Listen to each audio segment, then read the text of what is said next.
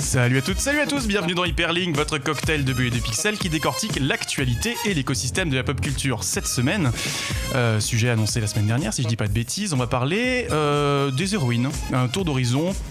Comment est-ce qu'on crée une héroïne? Qui sont les héroïnes? Où en sont les héroïnes de la pop culture en 2019? Et pour parler de ce grand sujet, on a deux invités de marque. Anaïs Chevillard. Bonjour. Tu es storyboardeuse, on t'a connu chez Bobby Pills et Yapiko. On avait parlé notamment de tout ça lors d'une émission sur les coproductions en animation franco-japonaise. Furantsuji Connection toujours. Et maintenant, tu as une petite actualité. Tu es chez Illumination MacGuff. Tout à fait. Félicitations. Merci. Voilà. Est-ce que j'oublie quelque chose? Non, pas du tout. Très bien. On est ravis de t'avoir parmi nous une fois encore pour ce numéro. Et de l'autre côté du plateau, on a Sybille Colas. Salut. Tu es narrative designer chez Dontnod, également un petit peu à côté en freelance. Tu as travaillé sur Vampire et tu travailles sur un autre projet. Yep. J'ai travaillé sur Twin Mirror aussi, qui sort cette année normalement. Très bien, donc sur un autre projet dont on n'aura pas d'informations aujourd'hui. Non, on n'en aura pas. Je lâche aucune info. Alors, narrative designer, en quoi ça consiste rapidement? C'est harmoniser ce que l'on joue avec ce qu'on nous raconte, c'est ça? C'est globalement ça, ouais. C'est la seule personne qui bosse sur du scénario mais qui n'écrit pas en fait. Donc on bosse sur du système, de l'esthétique et on essaye de faire en sorte qu'il y ait un ensemble cohérent dans l'intégralité du jeu. Très bien, donc l'ennemi c'est la dissonance ludo-narrative dont on parlera peut-être tout à l'heure. Très bien, on est également avec Chloé, comment ça va? Waouh, t'as réussi cette fois. Oui, c'est fantastique. Alors tu vas nous parler de Dumbo cette semaine. Exactement. Ouais, parce qu'il a des grandes oreilles, il vole. Ah ouais. Ses ailes de géant l'empêchent de marcher ou pas? Il trébuche un petit peu quand il est petit, mais après il apprend tout doucement à comment gérer ses grandes oreilles. Très bien, on verra ça à l'occasion de ta critique. Et de l'autre côté du plateau, Grégoire qui est magnifique aujourd'hui. Quoi? C'est la troisième fois qu'on me le dit. Ah non, tu fais des attaques à dominer dans ta critique sur Sekiro, donc je me permets au moins ce lancement de plateau. Attention. Donc effectivement, tu vas nous parler de Sekiro cette semaine. Ouais, un grand jeu. Grand jeu. Vraiment excellent jeu. Vraiment excellent. Vraiment excellent jeu. Ça faisait longtemps que j'avais pas passé un aussi bon moment. Très bien. Bon bah voilà, on reviendra là-dessus plus en détail à l'occasion des critiques. On vous a dit de quoi il était question pour ce numéro. Vous pouvez toujours nous suivre sur les réseaux sociaux au hashtag HPL, on vous lit, et sur le chat de Twitch. Mais pour l'heure, c'est parti pour les news. On commence avec le Sega Festival qui se déroule ce week-end au Japon et on a appris pas mal de choses, notamment l'arrivée d'une Mega Drive Mini avec dans la logique des consoles mini qu'avait déjà sorti Nintendo, une alimentation en USB, une sortie en HDMI, une émulation par le studio M2 qui s'était essayé au portage 3DS et Switch, donc le projet est plutôt en de bonnes mains, du Sonic, du Alter Beast, du Echo the Dolphin, ToeJam & Earl, Comic Zone, pas mal de jeux, 40 au total pour une sortie mondiale le 12 septembre prochain, 80€ chez nous. Est-ce que vous l'attendez autour du plateau, les amis? Globalement, oui. Globalement, oui. Oui, mais surtout pour le rooster de jeu en fait qui est proposé. Pas Sonic, c'est plutôt Team Sonic 1 du coup. C'est la version japonaise. C'est la version japonaise de Sonic 2. J'ai pas d'avis sur les questions. Très bien. On a également eu 4 jeux Mario et Sonic aux Jeux Olympiques. Je vais pas vous les faire. Mais une autre annonce plutôt sympathique qu'on attendait depuis un moment, c'est le retour de la saga Sakura Wars, annoncée en exclusivité sur PS4 pour le printemps 2020. On n'avait pas eu d'épisode depuis 2005 sur PS2 avec un petit portage Wii chez nous en 2011, si je dis pas de bêtises. Donc le studio de Valkyria Chronicles s'occupera de ce nouvel épisode qui se déroulera 12 ans après le dernier épisode. Trio de tête, Jiro Ishii, scénariste sur 428 Shibuya Scramble, donc un petit jeu d'enquête un peu psychédélique sympathique. Kohei Tanaka qui revient à la musique, donc on l'avait déjà vu sur One Piece et sur Sakura Wars justement. Et petite surprise, le chara-designer de Bleach, Tite Kubo, qui vient habiller un petit peu l'univers de Sakura Wars jusqu'ici dessiné par Kosuke Fujishima. Alors c'est le gros truc de Weeb, je suis désolé, mais beaucoup d'amour pour cette saga. Voilà. Est-ce que vous l'attendez autour du plateau, les amis? Alors, depuis que tu as cité le chara-designer de Bleach, ça m'intrigue un petit peu. Ça s'est réveillé un peu, ouais. Le choix de Sega est assez intéressant là-dessus, je crois. Ils veulent vraiment parler à l'Occident, faire sortir le jeu un peu de la niche façon Fire Emblem, ce qu'ils avaient réussi à faire avec Awakening. Surtout que ça va changer le public cible de faire ça. C'est super intéressant comme choix stratégique. Et on rappelle que c'est un stratégie RPG avec des éléments de visual novel, donc Weeb 100%. On continue chez Nintendo cette fois-ci avec quelques petites rumeurs corroborées par le Wall Street Journal et Eurogamer. 2 modèles de Switch qui seront annoncés d'ici cet été, avec donc un modèle 100% portable, plus léger, d'un seul tenant, plus petit, moins cher, sans HD Rumble, et un modèle peut-être un peu plus haut de gamme, un peu plus chéros aussi, toujours pas de détails sur la fourchette, mais on s'imagine que ce sera plus puissant et plus cher, peut-être pour un portage, un usage peut-être plus destiné à la télévision plutôt qu'à un usage portable. Est-ce que vous comprendriez cette diversification de l'offre autour de la Switch, elle qui n'a pas eu trop de mal à trouver son public ? Pas nécessairement, en fait, j'ai pas l'impression que ça réponde à un besoin particulier, mais c'est peut-être ne serait-ce que pour renouveler son image, pour ne pas rester sur les carcans qui ont déjà été préinstallés et qu'on ait quand même un petit peu de mouvement de leur part. Oui, bon, je suis pas persuadé que ce soit très intéressant. Peut-être le petit upgrade sympathique pour faire tourner des jeux en cloud gaming avec le rapprochement avec Microsoft. Je sais pas, ça pourrait être intéressant.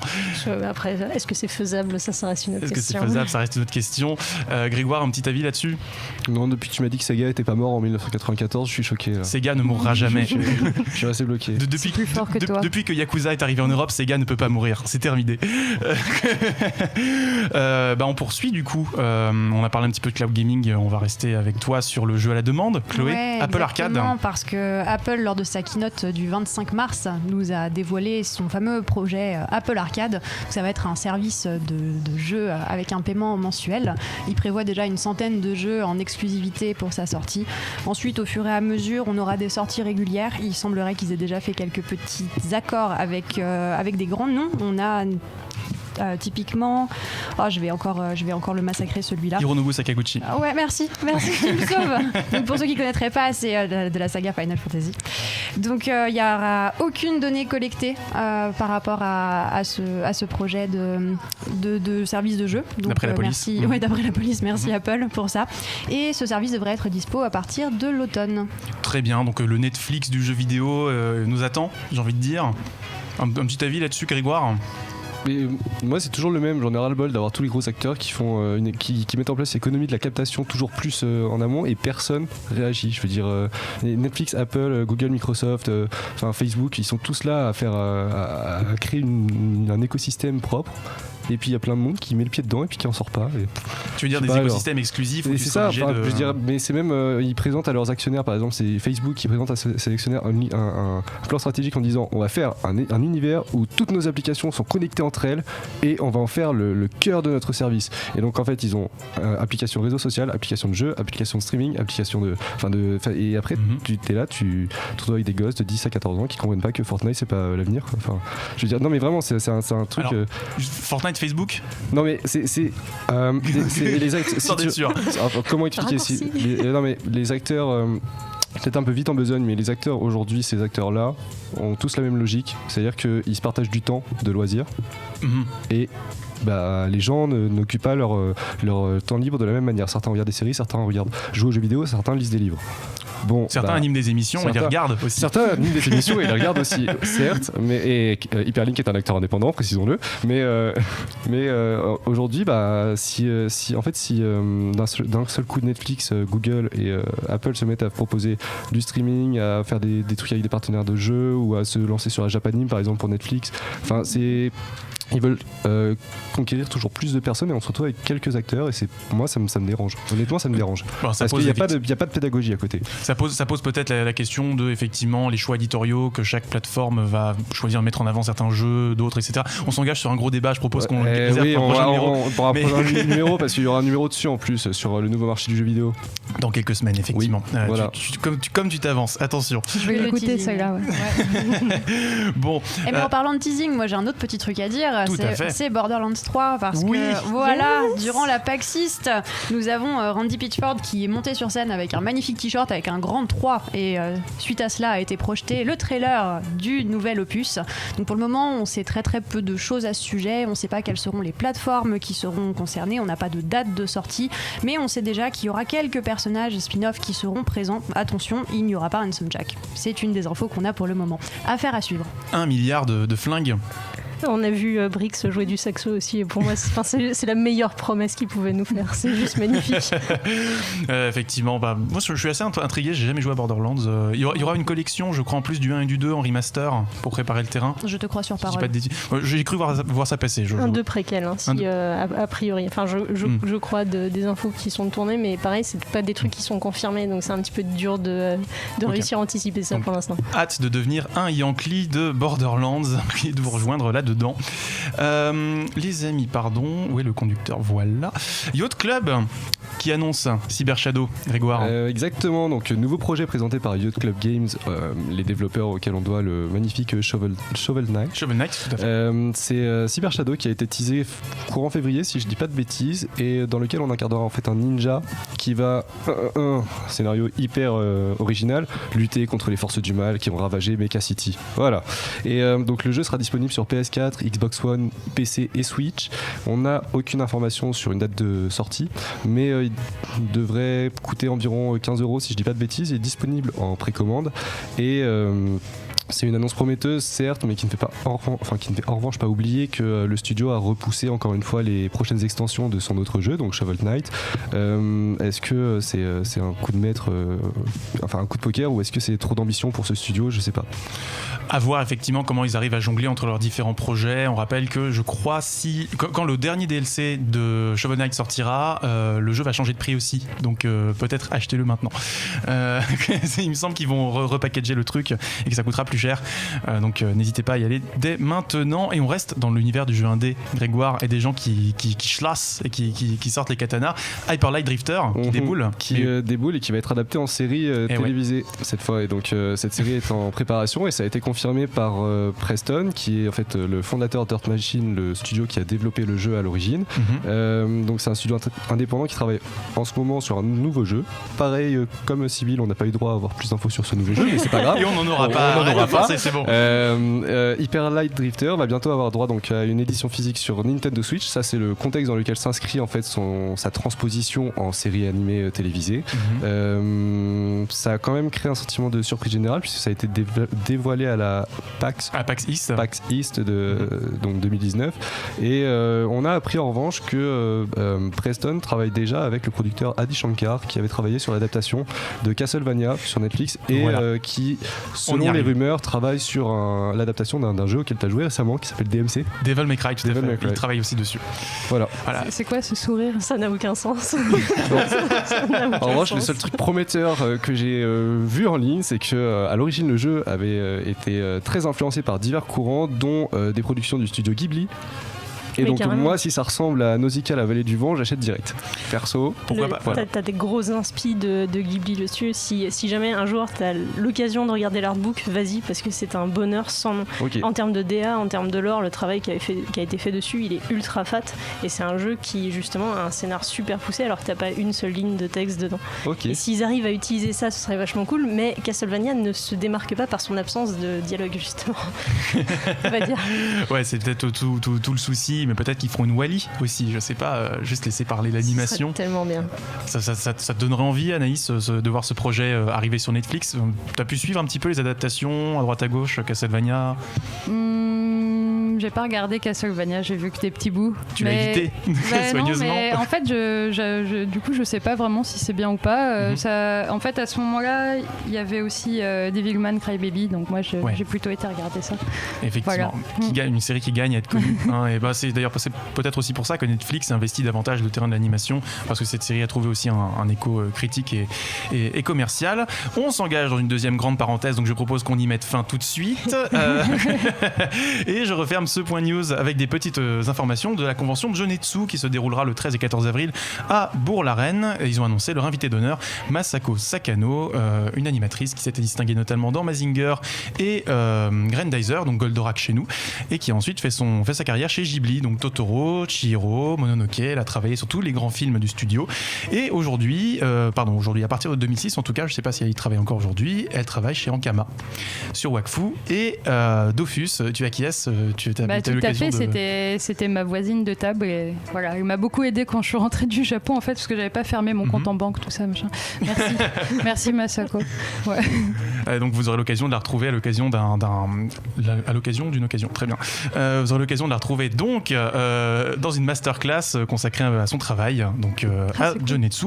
Et Jonetsu qui accueillera également l'avant-première de Lise et l'Oiseau Bleu, qui est le nouveau film de Naoko Yamada, réalisatrice au sein du studio Kyoto Animation, qui s'était déjà distingué sur Keion et sur Hibike Euphonium. Voilà, donc un long métrage qui avait été déjà projeté à Annecy l'année dernière, si je dis pas de bêtises, où on suit l'aventure, plutôt disons la relation qui va se créer entre deux trompettistes dans un groupe de musique dans un lycée. Voilà, avec toute l'histoire de la musique qui va s'écrire au fur et à mesure des répétitions. Ça a l'air d'être un peu expérimental, ça a l'air intéressant. Voilà, donc moi en tout cas j'y serai, et peut-être que tu y seras aussi du coup pour revoir ton ancienne collègue. De toute façon je vais passer à Jonetsu parce que j'aime trop les fanzines. Il y a un concentré de fanzines là-bas, ça me fait plaisir de voir la jeune génération. C'est une convention qui gagne à être connue, donc effectivement si vous avez le temps, n'hésitez surtout pas à y aller, et on embrasse toute l'équipe au passage. C'est refermé pour ce point news. On se retrouve tout de suite après la pause musicale pour vos critiques Dumbo et Sekiro. Pour l'heure on va s'écouter Explorer Celebration et on se retrouve juste après. De retour dans Hyperlink, votre cocktail de bulles et de pixels avec Chloé qui se dandine. Mais pour changer. Pour changer, c'est pas Grégoire cette semaine. Dandine-toi, Grégoire. Dandine-toi. Je sais pas, oui, si tu. Non, je crois pas, non. Tu dodelines. Karel, il t'arrive des choses bizarres aujourd'hui. Oui, c'est peut-être dû à ma double décuve, je ne sais pas. On embrasse LK69. Merci, tu m'as donné une bonne. Qui a dit changement d'heure? Pardon, voilà. C'est moi. Vous m'avez donné une bonne béquille. LK69 qu'on salue sur le chat, n'est-ce pas? Exactement. On salue Chouécha64, on salue Gab, etc. Et Sweat qui nous fait une jolie remarque sur le communisme qui est l'avenir, peut-être en réaction à Apple tout à l'heure, je ne sais pas. Et petit big up à Bleu Diamant également. Tout à fait, il peut dire bonjour sur le chat. Il l'a déjà fait. Ah ok, écoute. Il t'a pas dit bonjour à toi, c'est pour ça. Ah ok, d'accord. Bon. Et Nalzeb qui nous dit bonjour aussi. Très bien, bonjour à toutes, bonjour à tous. Voilà. On est parti pour les critiques Dumbo Sekiro. Mais c'est de la merde. Alors, Chloé, Dumbo, retrouvailles avec Tim Burton, mais retrouvailles aussi avec une icône de Disney. Exactement, donc voilà, on va pas faire un énorme spoil en disant que c'est l'histoire de ce petit éléphanteau qui a de grandes oreilles et qui vole, mais bon, s'il y a quand même une qualité à reconnaître sur ce Dumbo 2019, c'est son effort pour proposer une réinterprétation du classique de 1941 qui était, pour ceux qui ne seraient pas au courant, la plus petite adaptation de Disney, 64 minutes uniquement, donc c'est un film qui est particulièrement court et qui était centré essentiellement sur les animaux. Il n'y avait pas de personnages humains, il n'y avait pas de méchants, donc c'est quand même un certain challenge de réussir à faire une adaptation de ce genre de film en tant que plutôt plus gros blockbuster, mais ça a été assez bien fait parce que cette adaptation c'est tout autant l'histoire de Dumbo que de la famille Holt. Donc nous avons le père Holt qui est un vétéran de 14-18 qui est devenu manchot, et de ses deux enfants Millie et Joe qui sont orphelins de leur mère et qui vont s'attacher au petit éléphant qui sera lui séparé de la sienne tout naturellement. Donc il y a tout un nouvel arc narratif, c'est ce que tu es en train de nous dire. Est-ce qu'il y a d'autres éléments à mettre en avant, ou si ce n'est l'introduction de la composante humaine? Alors c'est pas nouveau, mais en tout cas quelque chose qui a été très très bien géré, c'est la CGI de l'adaptation de Dumbo. Vous pouvez le voir derrière Karel avec les quelques extraits. L'éléphanteau est tellement bien réalisé, on ressent la moindre de ses émotions dans ses grands yeux bleus, c'est absolument fantastique. Dès qu'il est triste, dès qu'il est heureux, on vit avec lui. C'est vraiment une petite merveille d'animation, on ne peut rien dire, la pureté est tellement bien traitée qu'il n'y a pas de mots. Le moindre coup qu'il reçoit, c'est une torture. Moi en tant que spectatrice, ça a été très très difficile à regarder parce que tu vis vraiment le film, tu le ressens et tu te sens mal dès qu'il y a la moindre petite chose qui dérape. Donc c'est loin d'être évident pour le spectateur, on comprend bien. Mais qu'en est-il de Burton dans tout ça? Qu'est-ce qu'il devient dans cette grande équation? On sait que Disney a l'habitude de broyer un petit peu les gens, les auteurs, voilà. À défaut d'avoir sa patte de folie comme dans tous les films, il y a toujours un élément un petit peu méta. Et thématique. Donc, voilà, la thématique, c'est typiquement l'industrie du cinéma en règle générale. On sait très très bien que Burton a des rapports un peu particuliers avec Disney. Il le hait, il l'adore à la fois. Et Mr. Jack. Voilà, mais il fait pas du tout semblant de dénoncer Disney parce qu'il y a même un parc qui s'appelle Dreamland qui ressemble trait pour trait à Disneyland au niveau des installations, et on va assister à de grandes scènes qui se passent là-dedans, et donc c'est vraiment de la critique pure de Disney, mais en même temps il a travaillé avec eux, il a corroboré avec eux, et on va le dire, qui n'aime pas voir un éléphant qui vole en soi, on est tous on en tombe tous amoureux, Burton le premier, donc même si il a ses petits différends avec Disney et cette grosse industrie, il a quand même rendu un bel hommage à l'œuvre de Pierre. Il a peut-être trouvé le bon support pour porter son discours, justement, voilà. la bonne œuvre. Qu'est-ce qu'il faut en retenir, finalement ? Ce qu'il faut en retenir, c'est une adaptation qui change sur la forme, mais pas tellement sur le fond, parce qu'on reste vraiment sur un Disney avec un happy ending. C'est vu et revu, même si on n'a pas vu le Dumbo d'origine, parce qu'on sait déjà comment ça va se terminer. On ne va pas faire de spoil en particulier, mais il n'y a pas besoin d'attendre beaucoup de temps face au film pour savoir comment est-ce que ça va se finir. La photographie est époustouflante, par contre. Il y a vraiment un effort qui a été fait au niveau des costumes, au niveau des effets spéciaux. Burton a d'ailleurs fait très très attention au niveau des effets spéciaux, de très très peu utiliser des fonds verts. Il a vraiment voulu essayer de garder un côté cascade, un côté rester vraiment très très fidèle incarné, à lui. Voilà, incarné. Il n'a pas voulu jouer la facilité, et j'ai envie de le saluer pour ça. Et on se retrouve avec la petite larme à l'œil, c'est un Disney forcément, mais j'ai un peu l'impression, moi en tant que personne, donc je parle vraiment pour moi, que c'est une énième revisitation d'un grand classique, comme on a déjà pu le voir ces dernières années, où ils reprennent les grands classiques Disney et ils en font des films live. Est-ce que c'est un surf sur la vague de ce qui fonctionne ? Est-ce que c'est vraiment une question d'originalité ? Quelle ligne ils veulent avoir ? La réponse au prochain Disney, on verra bien. Et le prochain risque d'arriver bien vite, car on a quand même Aladdin et le Roi Lion, rien que pour cette année. Exactement. Mais on reste sur des adaptations de grands classiques, et est-ce qu'on voudrait pas que Disney nous propose quelque chose de différent, eux qui ont su nous faire rêver pendant énormément d'années, et là qui se reposent sur leurs acquis. Anaïs, justement, toi qui as, je dirais, évolué dans le milieu de l'animation, quel regard est-ce que tu portes sur cette adaptation systématique des grands classiques en film live ? Je veux dire les films de cosplay. C'est la mode. J'osais pas l'appeler comme ça. Non, c'est la mode, c'est genre on va faire La Belle et la Bête, et voilà, cosplay. Non, moi je suis ni pour ni contre. Après c'est l'état de l'industrie du cinéma, c'est-à-dire que on surfe sur des choses existantes. Il y a peu de choses qui sont nouvelles finalement, donc mais à l'intérieur de ça, moi je suis quand même curieuse de voir ce film-là, parce que en sachant que j'en ai vu aucun des autres, ni le livre. Si, j'ai vu La Belle et la Bête, tiens. Parce que j'aime bien. Mais en fait, moi, je sais que Dumbo, il faisait peur à mes petits camarades, parce que c'est un peu un des films un peu obscurs, oubliés, et effectivement il est très vieux aussi.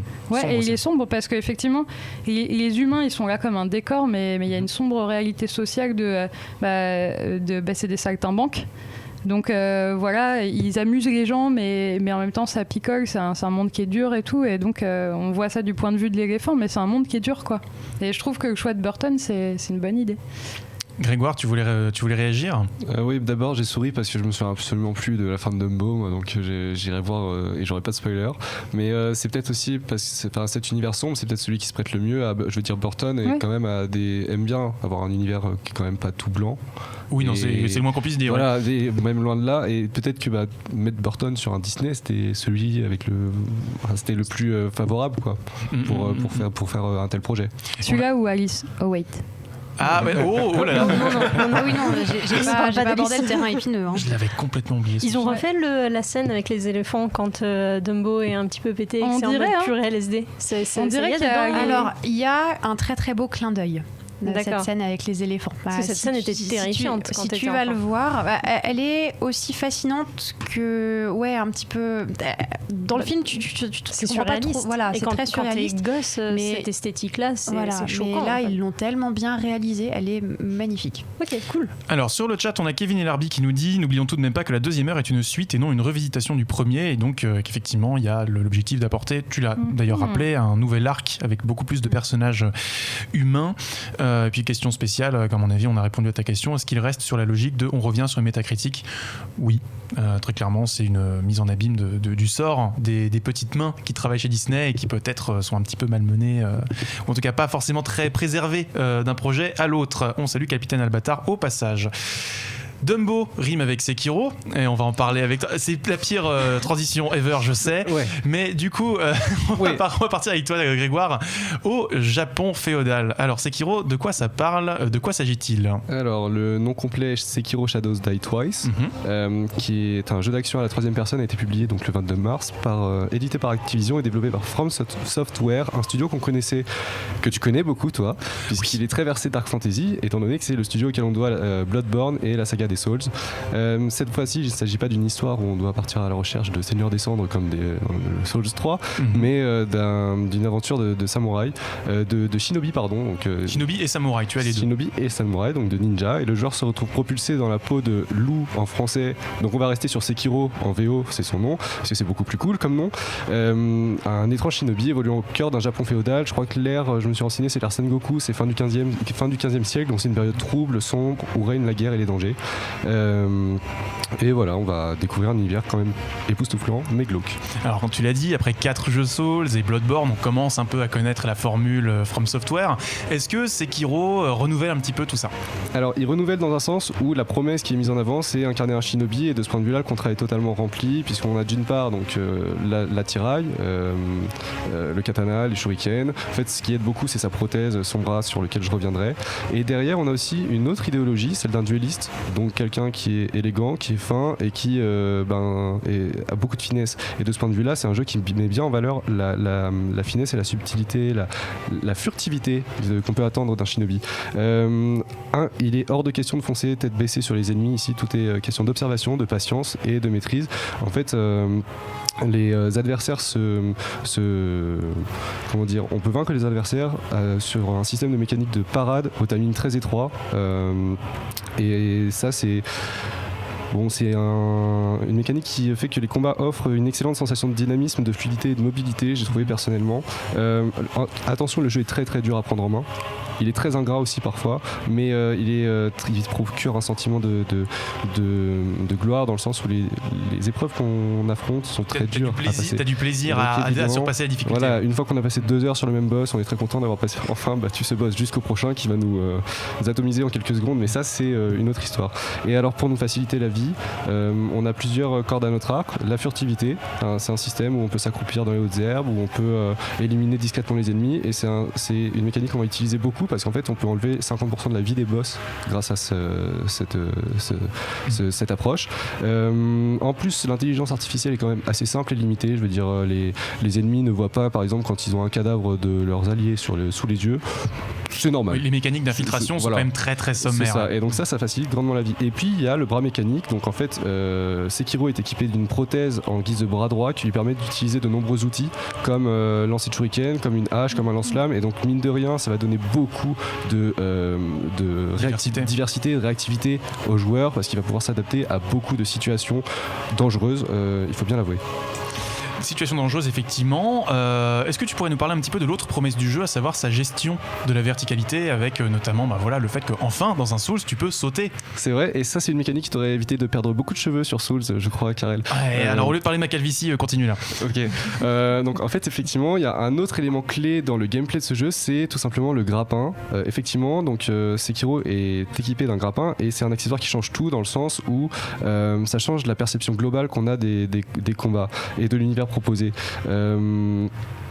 En gros, on connaissait déjà le génie quand même de From Software pour le level design, façon Metroidvania. Mais un grand labyrinthe avec des raccourcis partout. Ouais. Mais dans Sekiro, pour le coup, c'est sublimé, dans le sens où les zones sont variées, sont très réussies, et puis on a une immersion rare.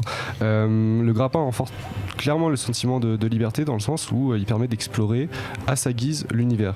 C'est pas un monde, on en a discuté en tête, tu m'as dit que c'était pas un monde ouvert, mais en fait, on peut littéralement s'enfuir d'un combat s'il y a trop d'ennemis, et on peut enchaîner les points d'ancrage du grappin et se retrouver à, je sais pas quelle est l'échelle de distance, mais disons 500 mètres hors de portée en tout cas des ennemis. Ici, le résultat, c'est que le studio a optimisé l'exploration et la mobilité à fond, et l'univers est totalement offert. Et on va pas se mentir, c'est une sensation qui est hyper agréable quand tu découvres ce jeu, parce que quand même il est glauque, Suffit de voir la tête des. Clairement, ouais. Suffit de voir la tête des adversaires qu'on affronte. Il est pas méga accueillant. Non, il est très hostile. Donc ça, c'est pour reprendre aussi, correspondre à l'ère dans lequel le jeu s'inscrit. Mais il y a quand même une ambiance malaisante et malsaine. Il y a par exemple un donjon, un cadre très fermé où moi je l'ai passé du coup. C'est le deuxième chapitre qui est dans un cadre beaucoup plus fermé, beaucoup plus étouffant et beaucoup plus oppressant. Et j'ai jamais été claustrophobe, mais j'avoue que j'étais soulagé d'en sortir et de me retrouver dans une vallée à l'air libre, quoi. Et donc ça, c'est premier point sur lequel on peut nuancer le jeu. Autre point un peu où je suis mitigé, c'est le scénario qui est quand même très prévisible. Il n'y a pas beaucoup d'efforts d'écriture quand même. On s'attend à... En gros, le Sekiro est au service d'un jeune prince qui s'est fait enlever. Bon ben voilà, on part à l'aventure pour retrouver ce jeune prince et puis on affronte des boss. Certes, on ne sait pas à quoi ils ressemblent, mais finalement ils sont assez redondants. Il y a beaucoup de mini-boss qu'on affronte qui sont quand même... qui se ressemblent les uns les autres. Souvent avec des lances d'ailleurs, où du coup il fait une estocade et tu dois marcher sur la lance, c'est le même pattern. Au fond aussi, la mécanique de combat selon laquelle on part et on esquive au bon moment pour créer des ouvertures et finalement atomiser les boss dans des finishing moves qui sont vraiment très élégants et très mortels aussi. Elle est assez répétitive à force parce qu'on sait que finalement il suffit de se concentrer, d'attendre. Et certes c'est dur, mais il n'y a pas de... après 20 heures de jeu par exemple, il n'y a pas de renouveau dans la manière de jouer. Donc tu passes ton temps à réagir aux signaux que t'envoient les adversaires plutôt que de prendre l'ascendant et de partir en premier, quoi. C'est ça. Donc pour résumer, je dirais que c'est une production qui est quand même très aboutie, qui exploite au mieux beaucoup d'éléments. Ils ne sont pas contentés par exemple de faire un monde ouvert sans intérêt ou un RPG sans âme. Rendez-vous pour Ghost of Tsushima, voilà. Hein. Voilà, c'est donné. Et après, attention aux casual gamers qui seraient là juste pour s'amuser, ça sera compliqué. C'est pas du tout le jeu qu'il leur faut, mais le jeu arrive à faire oublier qu'il est très très dur. Et bon, après, c'est souvent David contre Goliath et pas comme dans l'histoire d'origine, nous on se fait beaucoup écraser. Voilà. Il suffisait de voir mes streams cette semaine pour s'en convaincre. Merci. Donc tu reconnais quand même que le jeu est dur. Oui. Tu ne fais pas partie de ces gens qui disent c'est pas dur, c'est exigeant. Non, voilà. Non, très très dur. Je te vois sourire, Sybille. Toi, tu as pas forcément une grosse expérience avec les Souls, mais voilà, quel est un petit peu qu'est-ce que ça t'évoque un peu Sekiro? L'écho principal que j'ai eu de Sekiro, moi, côté dev, c'est des gens qui étaient en mode pourquoi est-ce qu'il y a un mode facile? Et c'est intéressant parce que ça pose justement la question de est-ce que la difficulté d'un jeu c'est un critère qui fait partie de l'ADN d'un jeu? Ou est-ce que c'est quelque chose qui est spécifique à un joueur particulier, à sa manière d'aborder le jeu? Le côté justement glauque, le semi-ouvert, avec ce qui est mis en avant, c'est l'esquive ou le fait de contourner le challenge. De ce que j'ai compris de ton expérience, j'y ai pas encore joué. Pour l'instant, c'est intéressant parce que j'ai des échos de joueurs, j'ai des échos de dev et j'essaye de me former cette image mentale d'un jeu qui est complètement différent en fait selon la personne à qui tu parles. Et ça, c'est super intéressant en fait parce que ta manière d'aborder le challenge, si t'es plus en mode stealth et roleplay du shinobi, ou si t'es plus un bon gros bourrin et qui vient de Souls pour le challenge spécifiquement, t'as pas du tout la même manière de raconter le jeu.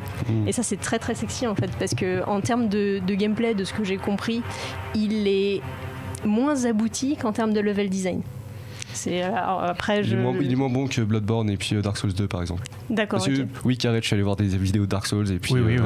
T'as fait la comparaison. Ouais, j'ai fait la comparaison. C'est pas le meilleur jeu de From Software, mais il est très très bon quand même. Ça dépend meilleur par rapport à quel critère. C'est parce que là, c'est pareil, c'est ta vision personnelle. Ah mais bien sûr. Donc c'est parce que ce qui est intéressant avec From Software, c'est qu'ils ont, ils font un découpage de leurs intentions de gameplay en disant, ok, on veut qu'il y ait ce feeling-là qui soit vécu par le joueur. Donc typiquement, c'est le challenge, c'est le sacro-saint chez eux, et derrière tu vas voir, ok, on veut un feeling de semi-ouvert, on veut un feeling de shinobi, on veut un feeling de ça, et c'est une gradation. Donc en fonction de toi en tant que joueur, à quelle gradation tu attribues de l'importance, tu vas pas percevoir le jeu de la même manière, et c'est comme ça pour tous leurs jeux. De toute façon, c'est cette espèce de capacité d'aborder des critères qui sont différents. Chloé? Esthétiquement parlant, moi je le trouve déjà magnifique, il me donne très très envie, mais étant le genre de personne qui cherche les solutions pour des point and click, je suis pas sûre que ce soit fait pour moi. Mode facile. Oui, mode facile. facile, mais vite tendance à m'énerver, à rager, à casser des morceaux de table. Il y a des gens qui comprendront, mais ça m'est déjà arrivé avec un coup de poing de casser ma table. T'as arraché les cheveux aussi, toi? Non, je m'arrache pas les cheveux, je casse des tables. Non, moi ils tombent tout seuls, je me les arrache pas. Voilà. Si tu veux vraiment me travailler au corps sur ce sujet-là, j'assume totalement, on peut en parler. Je vois pas de quoi tu parles. Très bien. Donc qu'est-ce qu'on a sur le chat? On a Gab, etc. Bravo pour le pseudo qui nous dit qu'un mode facile c'est cool, ça rend le jeu accessible à plus de monde. Et tu le disais tout à l'heure, ça pose la question aussi de à qui est-ce qu'on s'adresse en tant que joueur et comment est-ce qu'on conçoit l'expérience. Il y a et en revanche Albanor qui réplique qu'il y a une méprise, Sekiro n'a pas de mode facile. What? Il a un mode facile ou il n'y a pas de mode facile? Ok, il faudra vérifier mes sources parce que moi j'y ai pas joué, donc je me dédouane complètement des informations que je donne. Donc j'ai pas osé corriger, mais j'en ai pas vu. Moi non plus. D'accord, ok. Donc à ce moment-là, j'ai peut-être dit une grosse connerie, mais c'est pas grave. Peut-être que si tu meurs suffisamment de fois, il te propose le mode facile. Ce serait génial. Voilà, ce serait gentil. Ce serait humiliant, mais ce serait sympa. Petit message, tu es nul. Du coup, viens, on essaie autrement. Dans les Dark Souls, il y en a pas. Il y en a pas. Non, c'est où tu y vas et tu gères, ou tu y vas et tu gères pas et tu reposes le jeu et tu le revends 5 € chez Micromania. Voilà, donc c'est tout pour ces critiques. Merci Chloé, merci Grégoire. On se retrouve juste après la deuxième pause musicale de cette émission. On va s'écouter cette fois-ci Best Ditto, Gossip, Pop Goes the World, et on se retrouve juste après pour le grand débat. À tout de suite. De retour dans Hyperlink, votre cocktail de bulles et de pixels avec Chloé qui décidément n'en finit pas de se dandiner cette semaine. Ouais, mais il y a Grégoire qui fait tomber la veste, encore plus intéressant. Ah oui, effectivement. Stop. Là, c'est trop con, genre. Tu avais 4 minutes de pause pour le faire.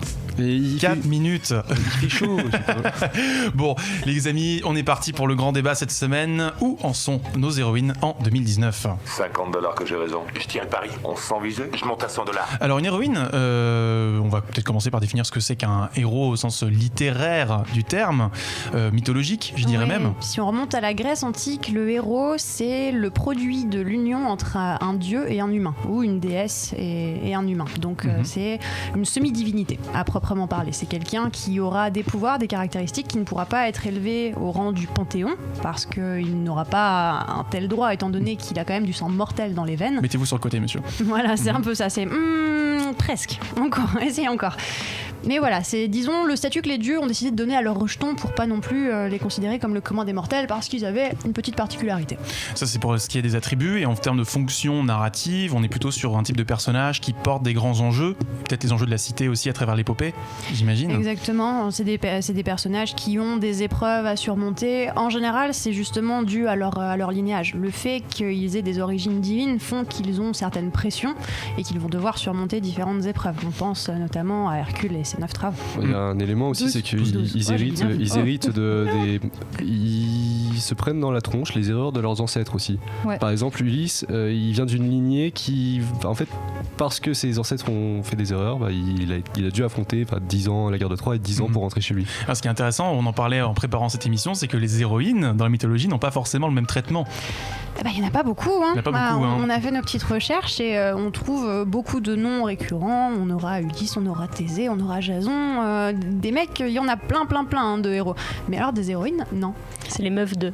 Ouais, c'est les meufs d'eux. Ou alors, un fun fact qu'on avait remarqué, c'est qu'il y en a quelques-unes d'héroïnes, mais qui ont été divinisées par des dieux. En fait, c'est des femmes qui ont fait quelque chose de remarquable dans leur vie. Et suite à ça, on leur dit, d'accord, à partir de là, vous avez le droit à un statut particulier. Et donc, c'est pas... Voilà, ça ne revient pas de droit, en tout cas c'est plus tiens, cadeau, voilà, dans un coin. Oui, Grégoire. Ça vient peut-être aussi parce que du fait que généralement les dieux grecs sont des coureurs et les déesses grecques sont quand même pas des coureuses. Enfin, je veux dire. Ça dépend. Aphrodite, elle a un bon niveau de courage. Ouais.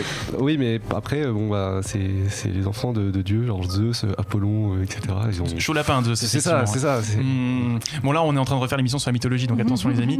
Mais donc on vous y invite à la réécouter évidemment. Mais du coup, qu'est-ce que ça dit de la place qu'on donne aux héroïnes dans les récits qu'on écrit? Quelle fonction est-ce qu'on leur donne? Alors juste justifier ça avec la mythologie grecque, je ne sais pas si c'est suffisant comme base, mais disons que ce pattern de différenciation de statut entre les héros masculins et les héros féminins, c'est même en période contemporaine, on le fait toujours. C'est ce qui est intéressant, la grosse division que tu vas voir surtout, c'est la notion de don et de prédestination à être un héros qu'on voit plus chez les mecs que chez les nanas, et ce qui est globalement c'est ce qui est dit par la mythologie grecque, c'est ce qu'on retrouve actuellement. En gros, si tu regardes du côté mythologie du héros, monomythe, genre du Joseph Campbell, le héros mille visages, machin, tout ça, c'est des patterns qui considèrent qu'un héros c'est quelqu'un qui va faire une évolution spécifique dans un cadre ou non héroïque, en fait. On a gagné cette subtilité-là. La notion de sauver le monde, heureusement, n'est pas tout le temps présente. Même si pour le mythos masculin militarisé, c'est quand même, ça la fout bien. Si au passage on peut sauver le monde, c'est cool, quoi. Et si en plus il y a une meuf ou des boobs à sauver, c'est la cerise sur le gâteau. Parce que là on parle de... Enfin, si on parle de monomythe, en fait, une histoire initiatique, je pense qu'on parlera plus de personnage principal plutôt que de héros. Enfin, le personnage principal peut avoir une destinée spéciale, mais voilà. Disons oui, effectivement, il y a un abus de langage qui fait qu'on se dit forcément que le personnage principal est un héros, mais c'est aussi ça qui est intéressant, c'est que quand on a des super-héros aujourd'hui qui cartonnent et qu'on commence à penser à des super-héroïnes, quels attributs est-ce qu'on leur donne ? Est-ce que c'est des attributs, on prend une femme et on lui donne des attributs masculins pour correspondre au monomythe dont on est en train de parler, ou est-ce qu'on cherche à faire évoluer les structures narratives vers autre chose ? Ouf. Non, c'est intéressant que tu parles d'abus de langage parce que typiquement dans le jeu vidéo, personnage principal, étant donné que c'est long et qu'on est un peu des connards au niveau de la longueur des termes utilisés, on dit héros par défaut, en fait. D'accord. Voilà. Ou alors le main, mais c'est très rare qu'on le dise, on dit le héros, et en fait, étant donné que ça fait partie de notre vocabulaire, ça fait partie des choses qu'on admet être normales. Et cette notion d'héroïsme, et qui vient également du but du jeu vidéo d'affronter des challenges, généralement, je fais des grosses généralités, ça va être l'émission des généralités. On doit affronter des challenges de skills, des challenges de compétences. Donc il y a ce côté héroïque, en fait, dans le fait d'affronter des épreuves qui généralement vont te pousser à être le meilleur de ce que tu peux être en tant que joueur. Le propre du jeu, c'est que tu joues, en fait. Donc de toute manière, c'est de l'épreuve, quoi. C'est dans l'essence habituelle de ce que c'est. Heureusement, il y a des développeurs qui sont nombreux qui vont challenger cette notion de challenge. Super phrase. Qui vont la mettre à l'épreuve, justement, qui vont tenter de la contourner ou de la faire avancer dans une autre direction. Qui pas juste mettre à l'épreuve, en fait, mais qui vont se poser la question sur ce que ça transmet comme valeur. Parce que tout système que tu utilises dans un jeu vidéo raconte des choses, et à partir du moment où tu juges les performances du joueur, tu as un avis, tu transmets une idée, tu transmets quelque chose. Et la manière dont on va juger un avatar en fonction de son passing, de s'il a un genre féminin, s'il a un genre masculin, n'est pas toujours la même. Et c'est important justement de se poser la question à ce niveau-là de quelles sont les influences culturelles que tu as pour ces manières de juger. Grégoire ? Cette fois, c'est moi qui vais parler de l'éléphant. Voilà. Je vais prendre Captain Marvel. Voilà, on est en 2019 et il y a Captain Marvel qui sort. Le point de comparaison. Il a été présenté comme le premier Marvel, nanana, autour d'une héroïne. Mais en fait, Black Widow, déjà. Le point intéressant, c'est que on va pas la comparer à un antagoniste masculin. On va la comparer à Wonder Woman, qui est un autre personnage féminin. Et donc là, pour une fois, on va s'intéresser à une héroïne ou un personnage principal, et on va la comparer à une homologue. Et donc Captain Marvel, on peut plus seulement se positionner comme est-ce qu'on a pris une femme et on lui a mis des attributs masculins ou pas. C'est pour le coup, on a vraiment créé une personnalité, une identité. Tu veux dire qu'on peut enfin commencer à voir des différences de traitement sur une même démarche. Et ça se voit dans le film. Enfin, elle est plus en quête. Le côté quête identitaire, etc., a été traité de manière à, je pense, ça aurait été un héros, un Captain Marvel. Il n'y aurait pas eu, par exemple, toute cette scène chez son... Tout le monde l'a vu ou pas ? Non, pas encore.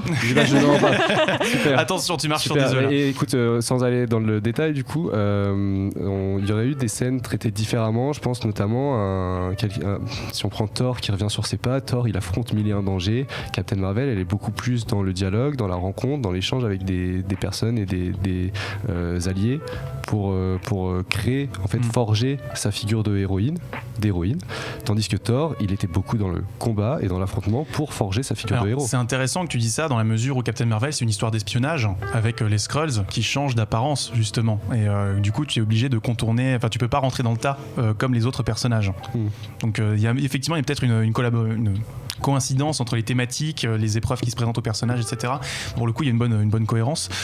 Mais pour revenir à ce que tu disais sur la façon de penser la narration, de penser la caractérisation des personnages féminins, les épreuves qu'on lui fait vivre dans un jeu vidéo, est-ce que cette question, on se la pose par exemple sur un jeu de tir? Par exemple, quand on a Overwatch, je prends un autre exemple très gros, mais Overwatch a bouleversé pas mal d'habitudes sur le plan des représentations militarisées dans le jeu vidéo. Est-ce qu'on inclut ça ou est-ce que simplement on se dit c'est un skin sur une boucle de gameplay déjà identifiée et on se dit juste qu'on élargit son public? Non, c'est pas juste un skin et c'est ça qui est intéressant en particulier. Ça me fait plaisir que tu parles d'Overwatch là-dessus parce que au-delà de ce qu'ils ont pensé et réfléchi à l'intérieur du jeu, ils ont pensé à la construction de leur personnage en extérieur. Si tu prends Tracer typiquement en termes de représentation, en termes de complexité de personnage, en termes de déjà la lesbienne, donc oh mon Dieu, un personnage lesbien qui n'est pas fétichisé, c'est rarissime. Overwatch, c'est intéressant parce que c'est pas toujours très très bien exécuté, mais les intentions sont ultra franches. Et ça, c'est rare en fait, d'avoir cette volonté ça a été dit à la GDC il y a pas longtemps, je me souviens plus de qui a dit cette citation, il faudrait vraiment que je me le retienne, de si tu fais pas de l'inclusivité volontairement, involontairement tu vas exclure. Et typiquement Overwatch, c'est le flagship, c'est le gros drapeau avec dessus écrit merci d'inclure des gens qui ne sont pas toujours les mêmes personnes. Et ça, c'est vachement intéressant en fait, parce que c'est des développeurs qui sont là, qui se posent en mode ok, on va pas forcément le faire bien, mais au moins on va le faire. C'est cool ça. Mais après, la particularité d'Overwatch aussi, c'est que t'as le jeu en tant que tel où t'auras des objectifs à prendre, t'auras tes kills à faire, mais t'as un lore énorme à côté qui n'est pas exploité dans le jeu par rapport à, j'imagine, énormément d'autres exploité légèrement. Très légèrement, mais ce lore n'est absolument pas important dans la façon dont tu joues, dans le gameplay à proprement parler. Si tu connais les éléments du lore ou si tu ne les connais pas, c'est pas grave en fait. Mais c'est tout ce qu'ils ont fait derrière, c'est absolument toutes les histoires qu'ils ont créées, les comics qui sortent, Par contre, si tu fais gaffe, en fait, ta connaissance du lore va pas influencer ton gameplay, mais le lore a influencé la manière dont le gameplay a été pensé. Oui. C'est-à-dire que ton gameplay va être caractérisant, la manière de réagir à une situation de gameplay d'un personnage ou d'un autre traduit quelque chose de sa personnalité et de la manière dont il interagit avec le monde en fait. C'est une manière de représenter à l'échelle micro un engagement personnel macro en fait. C'est ça qui est très intéressant, c'est que le comportement des personnages traduit une personnalité. Ce qui n'est pas forcément un réflexe très habituel, et ils ont fait un traitement qui est moins archétypal typiquement chez les persos féminins.